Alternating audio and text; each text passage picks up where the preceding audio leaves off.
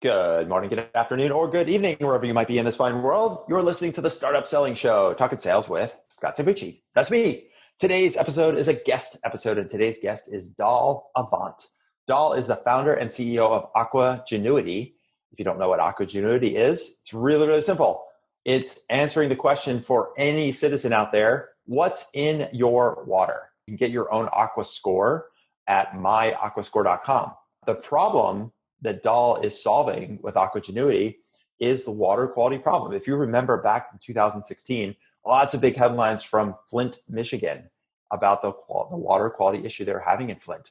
Well, it turns out between that event and then a year later with her dad passing away, as a data scientist, as just an intellectually curious person, she started researching this water quality issue and realized how massive the problem was and how many people were being affected by poor water quality. And she turned those two events into this company, Aquagenuity. So Doll is an award-winning inventor. She's a data scientist. She's a graduate of Harvard University. She's been a TEDx speaker. She's honored on Google's homepage with the global designation of Google's Woman of Water,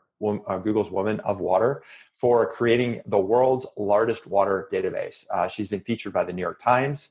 Her company's just receiving an investment from SoftBank, which is known as the unicorn maker. We talked a bit about that. She's worked with BMW, Coca-Cola. She's been featured in Forbes, Wired magazine.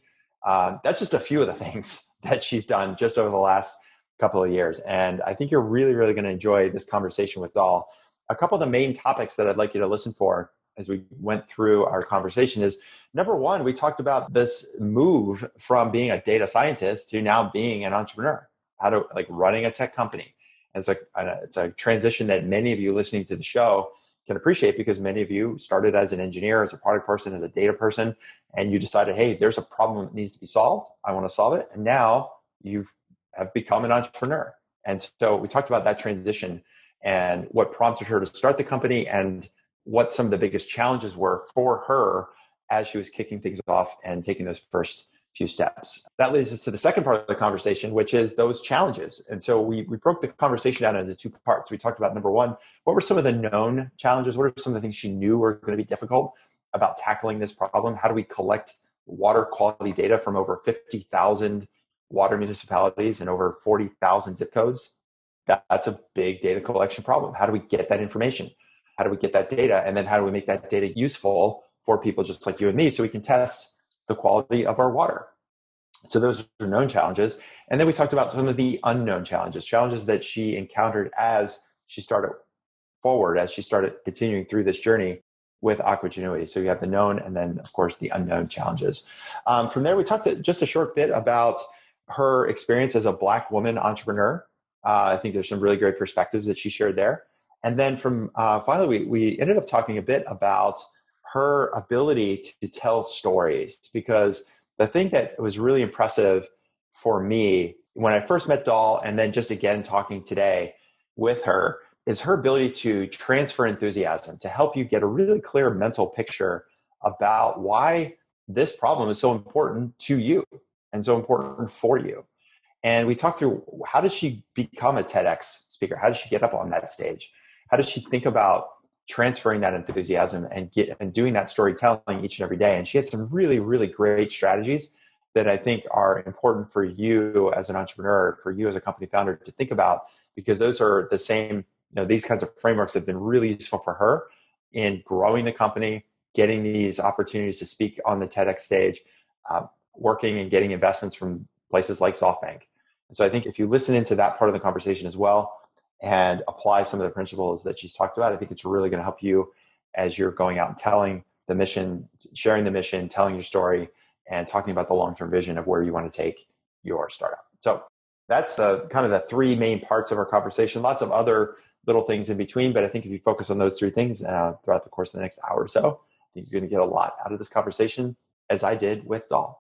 So that's it for now. Let's head over to my conversation with Doll Avant. Doll, hey, Scott here. Welcome to the Startup Selling Show. Hey, Scott. Good to talk to you. It's good to talk to you. We were just chatting a moment ago before we hit the record button, and it's been 2 years since we met down in Atlanta at the Coca-Cola Bridge program. So it looks like a lot's Uh, changed for you in the last 2 years. an amazing journey. You know, that weekend, right after we finished the program where I met you, was the same weekend. I left from there and went to go do my TED Talk. Oh, it And was. yeah, that's when I did that. Okay. And so let's give people listening some context. So when TED Talk, we met, you must do a startup thing, which is probably why you and I met. When people ask you, hey, Doll, what do you do? What does your company do? How do you answer that question? Yeah, I am Doll Avant. I am a data scientist. I am a Harvard grad, and I'm the founder and CEO of Aquagenuity. And we are Google search for water quality data. So we help you understand what's in your water in real time from any smart device. And I always say people should care because we all heard about Flint, Michigan and contaminated water affecting 100,000 residents in that town.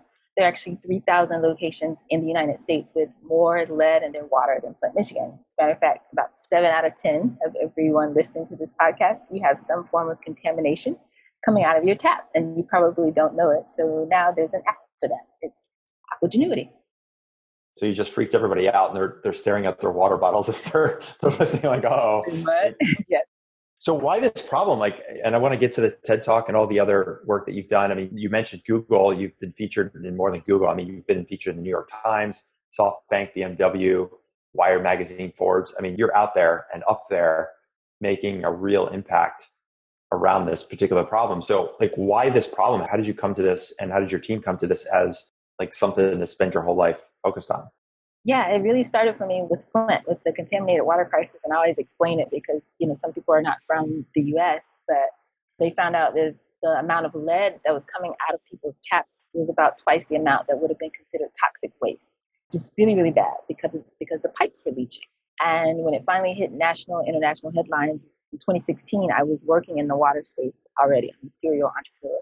I was working with my mentor in water. He's now 81 years old. He's the first African American to have his own bottled water. But like I said, I'm also a Harvard trained data scientist. So I think those two things combined is why I was paying attention when that happened. And so everybody was marching in the street and mad at the governor, and they really saw it as a political issue.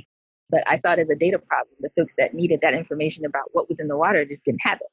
And so I said, why isn't there an app for this? I was really, really frustrated and went back to Harvard School of Public Health and did some more research and discovered, like I said, there are 3,000 Flints in the United States, but more importantly, discovered why no one had done this before, because there are actually 57,000 individual water systems in the United States.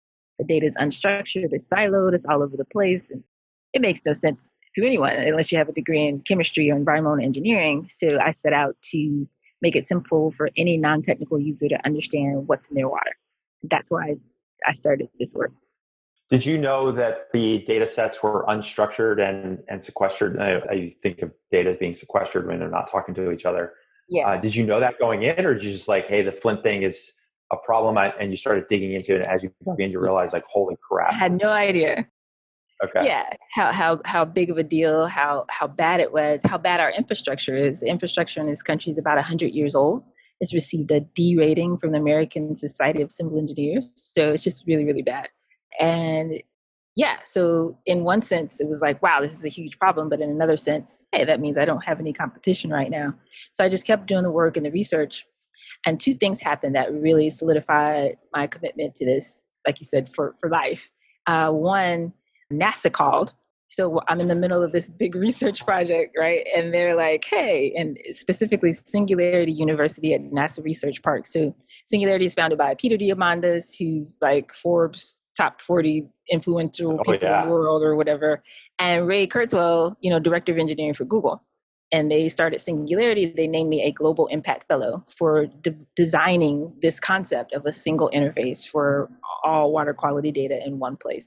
So I was like, oh, perhaps I'm doing something innovative.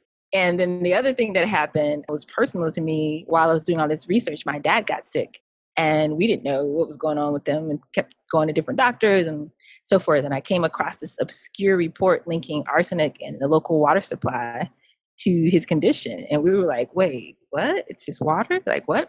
But by this time, his health had taken a turn for the worse. He had some complications. He actually passed away from these complications. So wow. It made me wonder, how many of us are being exposed to things literally diabetes, Alzheimer's. We think, oh, people just get old, but actually it can be caused by water.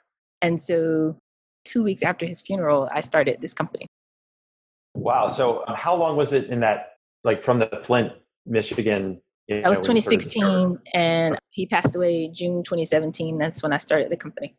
okay. So between that Flint I was just doing situation, research and yeah. then figuring it So out. you're just like, yeah, like I'm a data person and I just want to see what's going on there out of intellectual curiosity. Yeah, And then exactly. the real catalyst was your dad passing away, which I'm really sorry to hear that. I had no idea that was the Yeah. pure catalyst So for this. this is a bit of his legacy now. Yeah. And so now here we are, and this is where I'd love to hear more about your transition from like data scientist to entrepreneur. Like you said, you've had this entrepreneurial mindset, which isn't typically something that most people say, oh, data scientist, entrepreneur, same sentence. So when you decided to start the company, what was the original idea? Like, how did you think about any kind of business model aside from obviously we want to solve this problem, getting people information about the water that they're drinking? Mm-hmm. Did you have an initial hypothesis, or was it more like we're going to start building stuff and then measure and kind of figure it out as we go I along? did. It's funny, the way the vision came to me, it kind of all downloaded at once, and I kind of saw the end from the beginning. And Okay. where I started is actually where we are now. So I've done all this customer discovery, thousands of hours of customer discovery, and spoken all over the world over the last 3 years. But what I started with, I literally said there should be an app where you can put in your zip code and find out what's in your water. What does this mean for my health? What type of filter do I need? Not all filters are the same. You need something that's certified by the NSF to remove the geospecific contaminants where you live, right? Water quality changes about as often as the weather does. So why am I not getting a notification if something changes? I should get an early detection, not, oh, you've been exposed to this for 5 years. Humans should not be the sensors alerting us to water quality problems when people start getting sick or worse in a whole community. That's crazy to me. So I literally set out to do that. And I said, well, how do you monetize that? Well, if you get, more advanced features, people can subscribe, or if you create a marketplace. See, I'm not a filter company, I'm a data company. But if we have filters and solutions in the marketplace, people just buy them. So the solution side of the industry, they love that because sales are typically flat. Like nobody's running out to buy a water filter because they think their water's fine. When they find out it's not fine, then those sales spike. And so we become kind of the Amazon of water in that way. So we're Google search right now for water quality because you can find anything. And then we kind of move into that Amazon space by monetizing the marketplace. And so the framework of the company, the direction of the company is fundamentally the same from when you said, okay, this is the form, fashion. Yeah, it was just really hard to get there, but that's exactly the model that's working. Yeah. Wow. The model about water quality, like I live in California, and so we get wildfires out there. And a couple of years ago, we had the Camp Fire, and we've had other pretty bad wildfires. Yeah. And there's an app for air quality. You just like download the app and you're like, how's the air quality outside? I know how many particulates are in the air. Good day to go outside, bad day to go outside. Pretty simple. Right. And so the model, like, why does this not exist for water quality? And the main reason is because throughout most of the Western world, especially, there are sensors that are already out, like on top of universities and hospitals and everywhere, that are collecting air quality data. They're just already there. Like anybody can just go grab the data and do what they want with it. That's why there are dozens of companies in the air quality space. But for water, that type of network doesn't exist. There's no hyper local data in what we call the last mile. So after the water leaves the water treatment plant, it has to go the last mile to your home's tap. In that last mile of pipes, that's where Flint happens or Newark happens if there's heavy rain or dumping or flooding or construction. If you live near a factory or a military base or a Superfund site, like all of these things actually impact your water quality, what's coming out of your tap. And there's very little monitoring. So that's the gap we fill and the problem we solve. And so how does not to get too product focused, but I think it's good for modeling in people's minds. If that last mile is opaque to people, how do you get the data that you need in order to make these assessments? Yeah, so that's been the biggest innovation for us in the last couple of years. So we built the initial database. We correlated all the publicly available information with health risk information from the CDC. So not just a list of toxins, but health-related info. And I wrote the algorithm, the AquaScore. So it takes all that and turns it into a number. 100 is good, 0 is bad. Blue is good, red is bad. We could do heat maps, et cetera. But to get the hyper-local data, we now have water DNA kits. It's like the 23andMe of water. So you can actually order this kit in the mail. You fill it up with water. You send it back. You get a full certified lab report of what's in that water and a personalized AquaScore for that tap. So that gives you peace of mind. Hopefully everything is great in your home's water quality. That also gives us more data points, hyper-local data points in the EPA.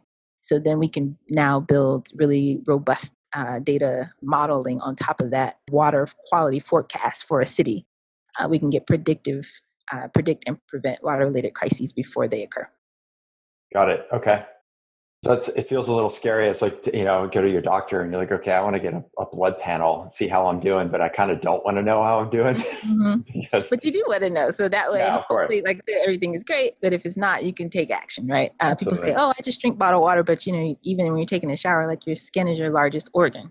So when you want to know if you're being exposed to heavy metals and things like that, so you can go to Lowe's and get a $50 thing and put in your shower and be protecting yourself or your family's health, right? So it's just simple things that we can do, because in the Western world we figured out how not to die instantly when drinking water, right? But we're being exposed to things that over time can cause really, really serious health complications. So that's what this is designed to do, is help folks protect their own health.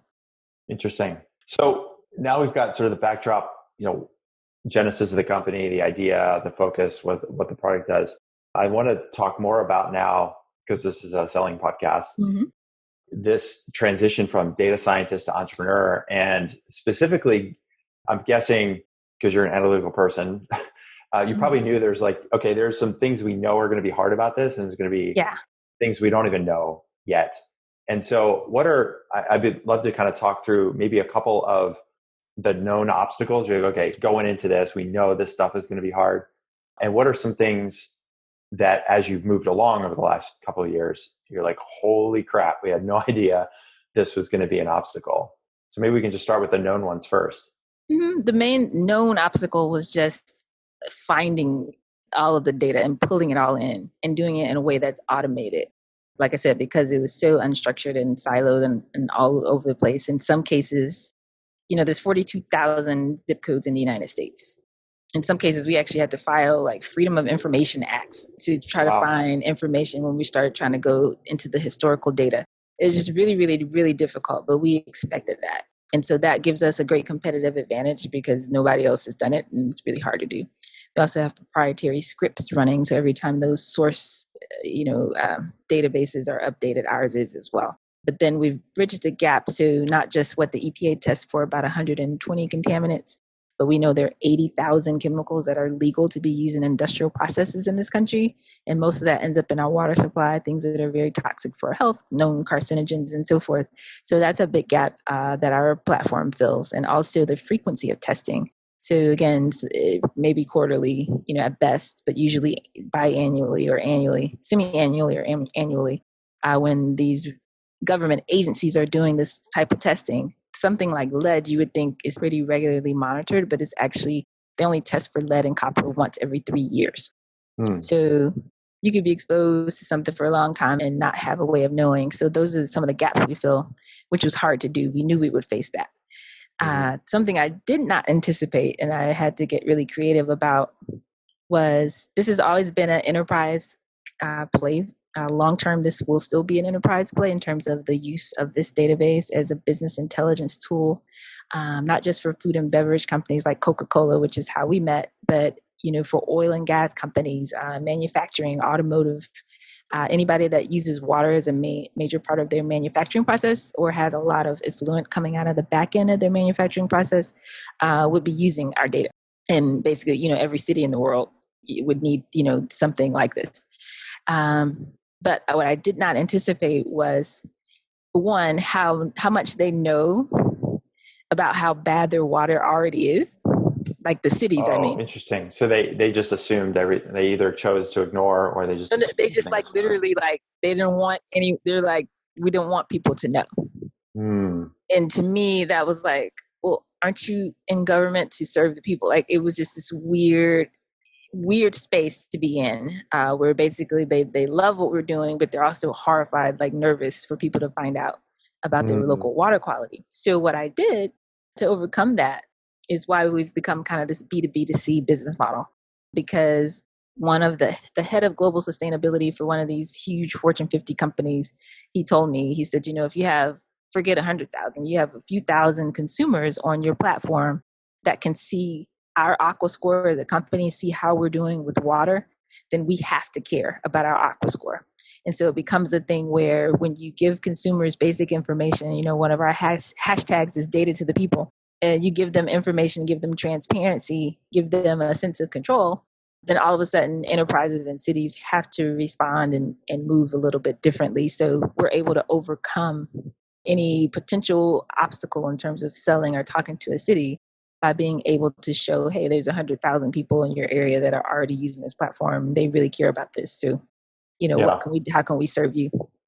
And like even further, maybe it's not even like 100,000. I mean, you get a few of those really engaged citizens who, like if I test water for my house, it's probably going to be the same score for everybody in my neighborhood or even in my zip code. So even if it's just me in my neighborhood and 5 other people across one zip code, that's almost like a rudimentary form of a cross-sectional data set where we can go to the city and be like, hey, I know there's only 5 of us, but all 5 tested and all 5 of us have lead and arsenic. Yeah, something going on. What you going to do? Exactly. It's a very different conversation. Yeah. So just being focused on, we're a data company, we're not whistleblowers, we're not activists, we're not here to point blame as to why the water is bad. We're saying, here's the data and here's what we can do. And then we can track the improvement over time using metrics. So I always say water is not a political issue, it's a human issue. So by using data, you take some of that polarizing element out of it and just focus on the outcomes, which is, better health and sustainability for all of us. So when you're in there talking to these cities that have this, I guess that's what is fundamentally called a moral hazard, right? They don't want other people to know. Are you in there like selling to them in a sense of like, you got to do something, like almost like selling them on the action of that they should be taking? I'm trying to understand, like, how do you get people to do what you need them to do? Yeah, what I did, and it took, like I said, about a year to really figure this out. But what we did was we actually we made the city the hero. So we were able to go in and say, hey, right now, based on the way the EPA is structured, regulations are at an all-time low. This is just this past, I guess, January, February timeframe. They actually rolled back regulations in the Clean Water Act to a point before. Haven't had this few regulations in the last 50 years. Like, it's basically you can dump anything and it's legal right now. And so it's just like, hey, the government, we're dealing with a lot, it's a pandemic. We don't have enough resources necessarily to depend on regulation to protect the health of your citizens. But here's what we can do. We're in a position to, as a data company, to help you collect this data down to the street level for your city. And so we started with, my home city, but we've done this in other cities, and they're all excited about it, to actually map the city's water down to the street level. It's never been done before, like anywhere in the world. And so they're excited. They're like, hey, so we say, get your big corporations involved. We got the local schools involved. So they feel like they're doing a service to the community by adopting our platform, as opposed to feeling like they're the bad guys. And what sort of reception do you get from that? Overwhelming. They're super excited. And that was actually what we were launching in March for United Nations World Water Day with a bunch of huge partners, some NFL teams, and a lot of folks were getting involved when the pandemic hit. So we're still able to do that. We've created a virtual way to continue that process. All right. We are off and running in my conversation with Doll Avant. Thank you so much for listening to the Startup Selling Show. Really, really appreciate it. One of the things that I would also appreciate, if you haven't done this already, if you're listening to this podcast and you're what we call a serial offender, you've been listening to this podcast, and this is, a couple episodes or more. We've now done over 100 of these episodes over the last 4.5 years, which I'm pretty freaking stoked about. I would really, really appreciate it if you could leave a review on Apple Podcasts or wherever you're listening to this podcast. Please let us know how we're doing. Let other people know about this show. One of the ways that these listening platforms make our show available to other people just like you is through those reviews. When they see lots of people leaving reviews and they see folks that are sharing the good news about what we're doing here, then those listening platforms will then make it more prevalent for other people like you, suggesting our podcast as a listening option for other people. So if you could just leave a review, that would be fantastic. I'd really appreciate that. And secondly, viral is still the best way to get the word out. and we're seeing the podcast subscriptions and downloads and listenership go up and up and up. We've been really consistent with the shows every single week over the last few months. We're going to continue to do that. It's one of my favorite things to do each and every week is to have people like Doll on the show so I can learn and then also share her learnings and our learnings with you. So please tell a friend or 10 about the show. Flick them an email, send them a text message to say, hey, I'm listening to this show called The Startup Selling Show. You should totally check it out. I would really, really appreciate that. Maybe if somebody listened to an episode or two over the next couple of months. So that's it for now. That's my ask. Let's head back to my conversation with Doll Avant. So maybe ask you a more personal question, because now I'm thinking about on like the human side of things, especially you talked about pandemic, but meanwhile, there's all of the protests and the movement around structural racism and anti-Blackness and white supremacy. And for me personally, I've learned a lot about myself. So if you're open to talking, if you encounter, like you're going into cities or people looking at you, because I remember we talked about this in Atlanta when I first met you. Mm-hmm. And I remember part of the workshop, we kind of took a pause as a group. We were just talking about like, what else is hard about this? And it's like, here you are, you're a Black woman running this company. And most people would not assume, they're like, oh, who is this woman? Like, wait a minute, she's a data scientist? What? She went to Harvard? What? She did a TED Talk? What? Right. What? Like, are you open to talk about some experiences? Did you have any negative experiences? Yeah, I'm open to it. So, like in my mind, like I don't wake up in the morning and think about these things. Like it never, and I always tell, like when I'm mentoring kids or whatever, limitations are only what you make them in your head, right? Like, so even growing up, like I was never like, oh my God, I wish I could go to Harvard. Like that's my dream. Like, like, oh, it's so hard to get in. Like these thoughts just never came into my head. Like I was just moving and kind of doing what I do. And so that's how I run my business every day. This is who I am. So what I do.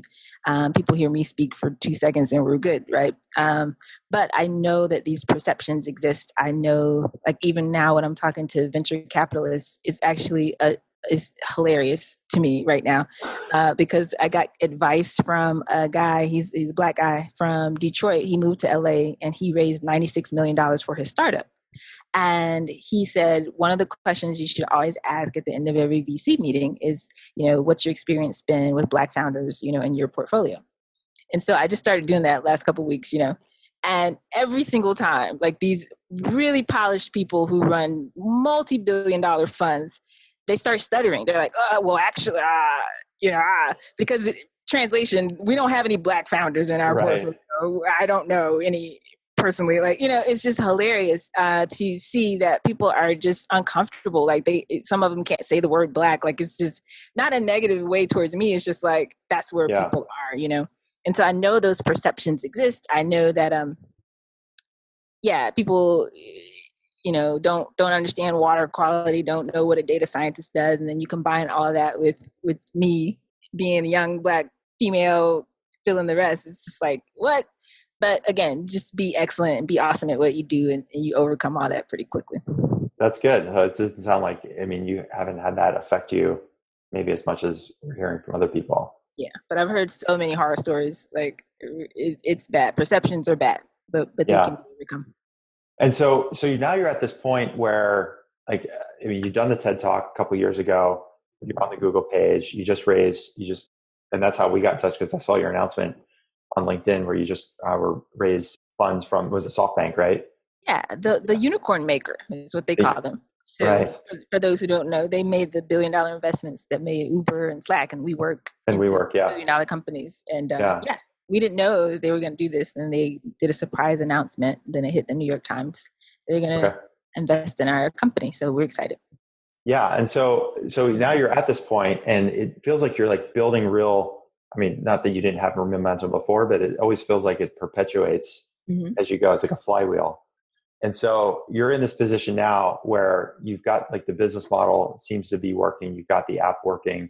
What do you feel like is going to be the next set of challenges? Like we just talked about getting started, you had these known and then discovered challenges. What do you got? What do you feel like you have next ahead of you with this next phase? So for us, it's twofold. Anytime you do a startup, you jumped out of a plane and you're building a parachute on the way down. Like that's basically what you're doing. But we're building 2 parachutes simultaneously.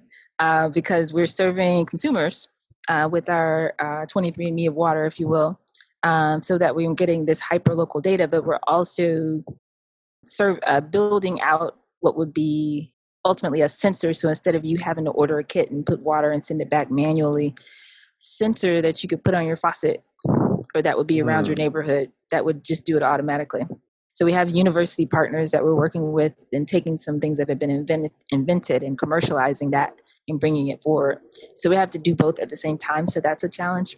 The other side of what's next for us is going to be accomplished when we achieve the upcoming partnerships we have, such as the ones pending with the Weather Channel and Zillow and the Googles of the world. But this idea of just seeing your aqua score in apps that you already use every day, we're closing a couple of those deals over the next few months. And that's going to be a huge milestone for us because we'll basically be the national standard for water quality at that point. That also will start to get people in the mindset of checking their water. And that also will put us in front of about 100 million consumers every month without us having to do a large marketing spend. So that's going to be an exciting milestone for us to cross. Okay. And so what do you feel like, and I guess this is kind of a hard question to ask, but what do you feel like could be some challenges you haven't thought of? That we haven't thought of.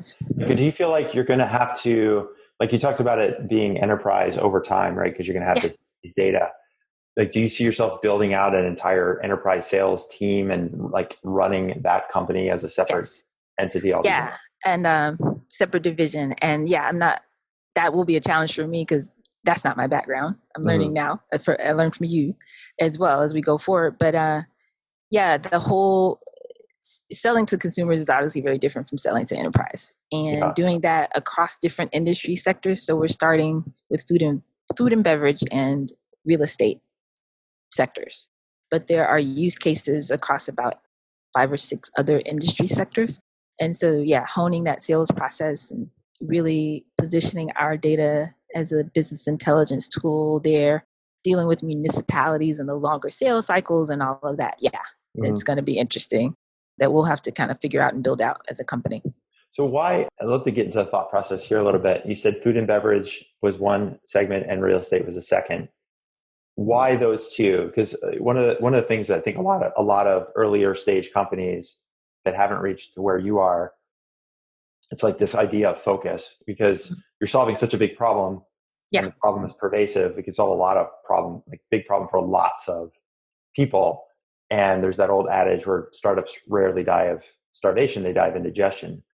And so I think it would be really useful to understand the thinking, the analysis that you and the team did to say, okay, these are the two where we're going to start, or at least begin. And why those two, and how did you come up with those two? Yeah, so food and beverage, because they use the most water in their product, and because people are actually consuming the product.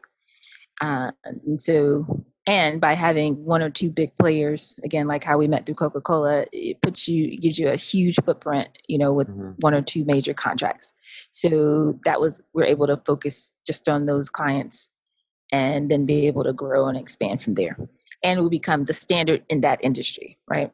So that's the reason for food and beverage. In terms of real estate, that was the second one that we chose to focus on because we just had a call today, as a matter of fact. So owners of real estate properties and developers, the value of that real estate is directly impacted by the environment where it's built. So as consumers start to become more aware of their environment, the big new stadium, the west side of Atlanta, has a huge lead problem. And it was in the newspapers, and most people missed the headlines, right? So as consumers were to be able to see that on their app, for example, then that creates a different issue for a real estate developer. But if they've already installed filters, let's say, they would want to be able to certify that, the water in our hotel is at a higher standard, things like that. So we see a lot of simple ways for people to use our Aqua Score to certify, just like LEED certification for a building. They have a lot around energy, conservation and things like that, but they don't have any way to give metrics around water. And so we solve a huge problem for them in terms of their sustainability metrics in the real estate space. Okay. Were there other segments or verticals that you looked at? Like you mentioned food and beverage for obvious reasons. People are imbibing the drink, water, real estate because of prices and people are in that experience, like in the hotel, in the stadium. Were there other verticals that you thought about that are Yeah, later and they're on ones? our roadmap. Yeah. So in the future, we'll, like I said, oil and gas, because they have actual a lot of liability around the water that comes off the back of their process and then Mm. ends up contaminating surrounding communities. Most manufacturing companies, about 84% of companies are using water as a main input or their process. Automotive companies, Porsche, for example, has a whole water filtration station on the back end of their car plants because there's a lot of effluent and stuff that's running off. So they're trying to clean that up before it goes back into the water table. Mm. So we're able to help them measure that and certify that they're bringing that water back up to a certain standard so they're not held liable for their surrounding communities. Energy companies, same thing, like Southern Company is a good example, a big, but any big energy company, if they're doing coal ash plants or anything like that, it contaminates the water in the local water table. And so any company that is affecting the water locally would need our service. Even Google, Intel, anybody that's using a lot of water for data centers, they want to be able to, before they pick a new site for where they're going to build one of these things, is there going to be enough water here in 15 years, enough of the quality of water. Because by 2030, according to the United Nations, there'll be a 40% greater demand for clean water than there is supply on the planet for the first time in human history. So being able to just better track metrics around water, most companies are going to be impacted by that. So I didn't know this about water, obviously. 84%? What was that number again? 84% of companies need water, like as a major part of what they produce. Okay. And so you mentioned automotive and Porsche. I would never think of water being a Yeah. major input. So like what does an automotive plant use water for? Sometimes it's something as simple as, like even in a data center, something as simple as keeping machines cool, at a Oh, cooling certain agent. level Okay. of, yeah, but there's other things that I don't even know about. Different manufacturing processes, it's just a lot of water is used. And then the runoff from that, people that make like paper towels, there's a big Fortune 100 company that does all the tissue and paper towels, huge usage of water. Like each plant they use as much water as like a small city.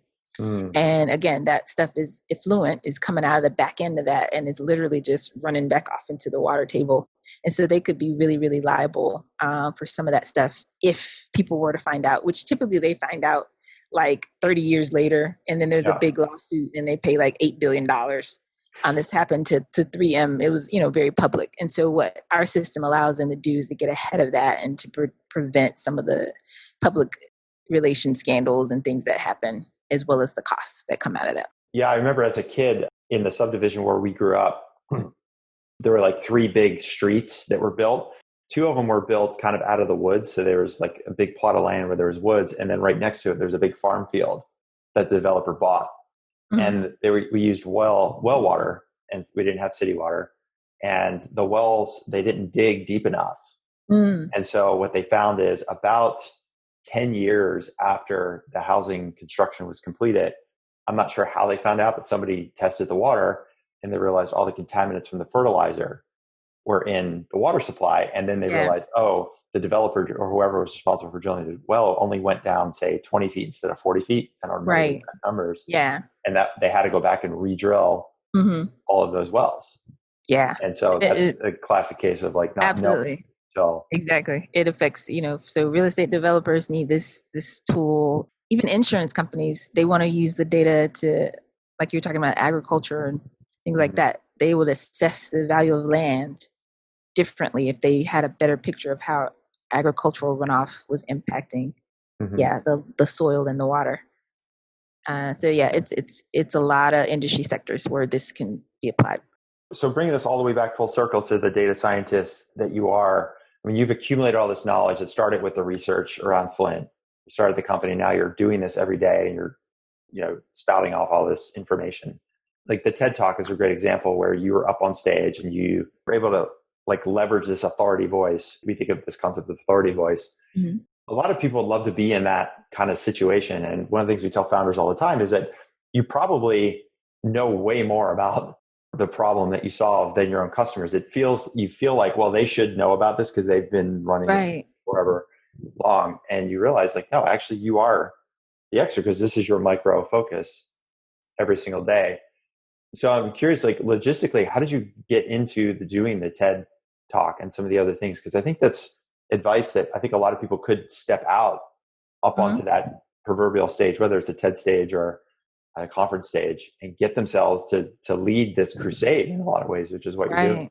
Yeah. How did you end up getting on that TED stage? How else have you been able to leverage this authority voice that you've been building for yourself over the last couple of years? I believe someone referred me to do the TED Talk, but they started calling me the pitch queen a long time ago.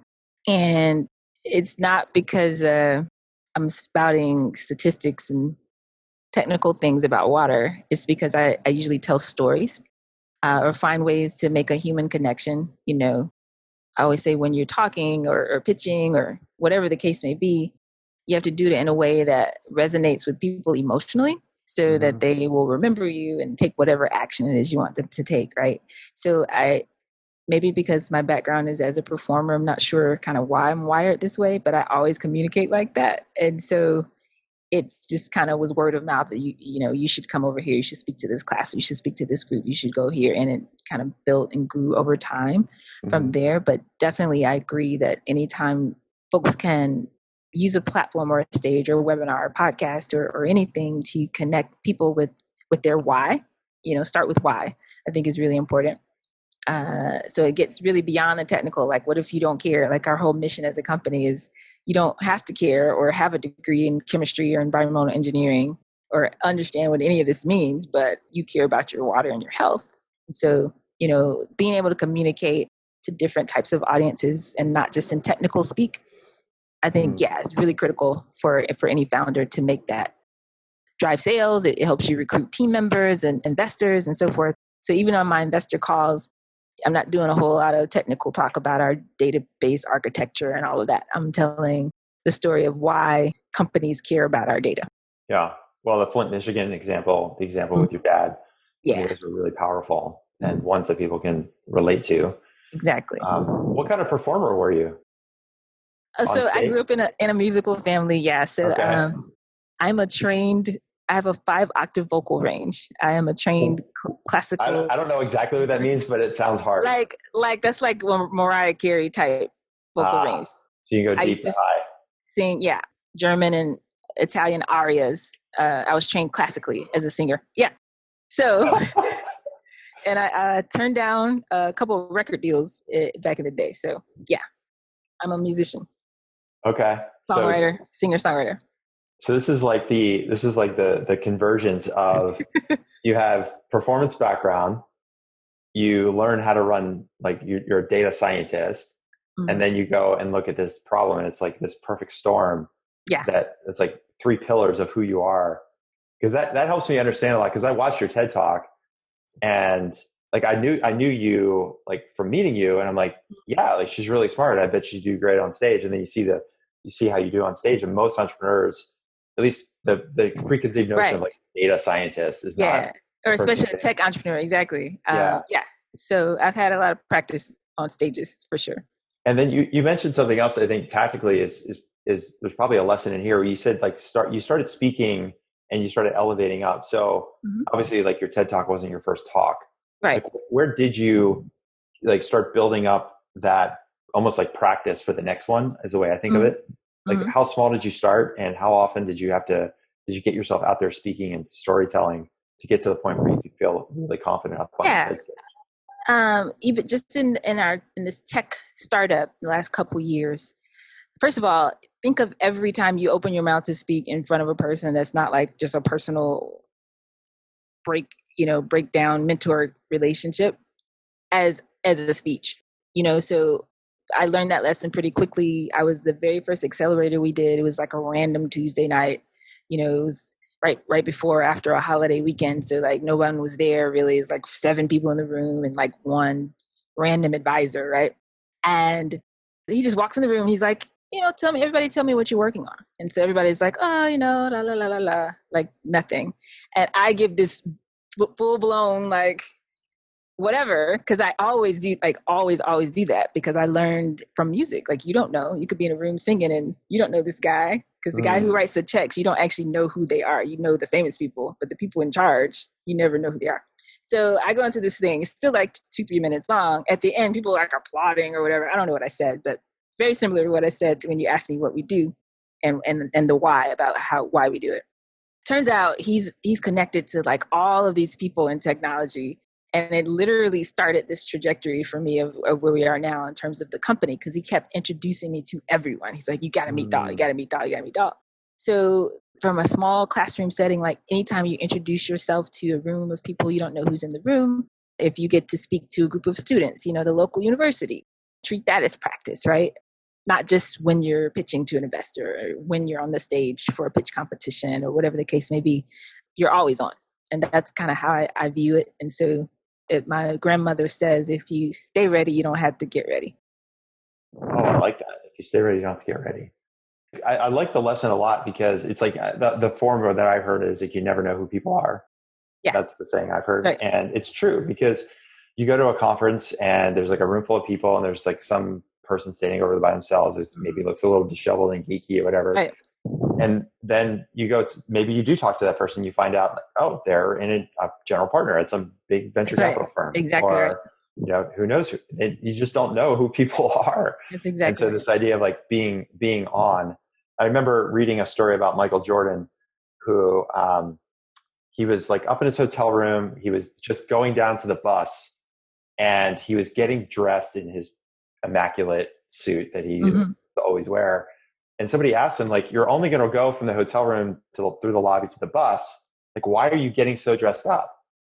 And his answer was, because it could be somebody in the lobby who's never met Michael Jordan before. Never seen him in person. That's exactly right. Never seen him in person. And I was like, that is awesome. That's right. So we got to think of ourselves. That's right. Just like the future Jordan, right? I'm a future billionaire. I'm representing my company and the future of water, so everywhere you go, every time you open your mouth to speak, I would definitely say for founders, speak as if you were on a TED stage. Yeah. And the other part of that, like you said, talk to students, right? Whether it's university or elementary school, because that also forces you to like, can I tell my story in a way that like I have an 8-year-old son. And so every once in a while, like I'll talk about stuff with work with my wife, and he'll be listening and he'll be like, well, that sounds dumb. Yeah. It's like, well, why doesn't that person do this? That's right. Oh, that's good. He's like picking up on what I'm saying, because I have to explain to my wife. She doesn't know anything about tech and sales and startups. She's an economist. She's really smart, but she doesn't know my world. Right. It's like her world of economics.